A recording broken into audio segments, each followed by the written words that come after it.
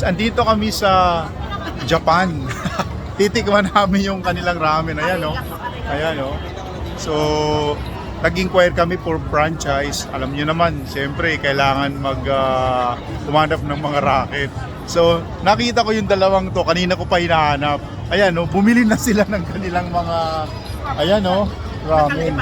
Magkano yung, isang order? 99? Kasama nila to? Tingnan nyo guys, ayan.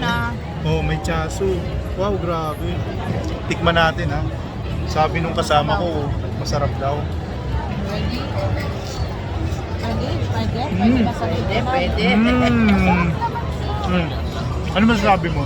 Pwede na, ibibenta ko pa ng 100. Ano? Gusto lang ang kita. Harap, no?